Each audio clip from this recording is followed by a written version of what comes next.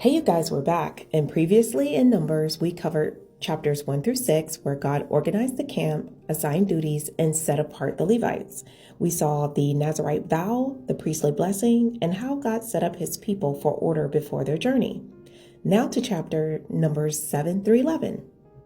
Now, chapter 7 is basically a 12-day gift registry, if you will, but for the tabernacle. Why is this important? Because the tabernacle isn't just a tent. It's God's house among the people. You remember back in Exodus when God told Moses to build me a sanctuary so I may dwell among you? Well, they finally finished it. And now, before they leave Mount Sinai, the leaders of every tribe must show their commitment to God. So how do they do that? They're going to give gifts, sacrifices, and a whole lot of dedication. So each tribe brings identical offerings, one per day, including silver plates, gold bowls, and tons of livestock. At the end of it, Moses enters the tabernacle, and God speaks to him directly from the mercy seat. Now moving to Numbers 9. By day, a cloud hovers over the tabernacle. By night, a pillar of fire. When the cloud moves, the people pack up and follow. Sometimes they camp for days, weeks, or even a year, but whenever God moved, they moved. A direct lesson in trusting God. So in Numbers 10, God tells Moses to make 2 silver trumpets. These were used for the first blast, call the people together.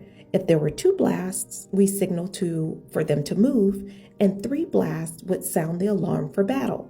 Basically, God created the 2 divine air horns to keep 2 million people in sync. After a full year at Mount Sinai, the journey finally begins. Moses prays, "Rise up, Lord, and may your enemies be scattered." But wouldn't you know it, just 3 days into the journey, the people start complaining. And God's response is fire. He sends fire to burn the outskirts of the camp as a warning. Moses prays and the fire stops. Curse averted, right? Or crisis averted. For now, yes, but in Numbers 11, that's where things go from bad to worse. The people cry out about food, saying we had fish, cucumbers, melons, onions, and garlic in Egypt. Well, Moses is done. He tells God, "Why do I have to carry these people like a mother with a baby? Just kill me now if this is how it's going to be." So God appoints 70 elders to help Moses lead. Delegation is so important. And then God says, "Oh, so y'all want meat? Fine. You'll have so much, it'll be coming out of your nostrils." Quail falls from the sky like a meat storm, you guys.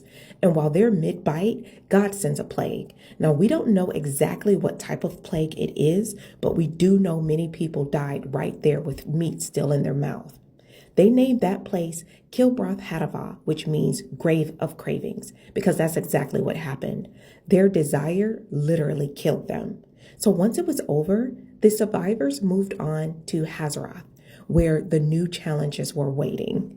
I want you to share what stood out to you in this episode. Drop a comment and tag someone who needs to be reminded to trust God's timing.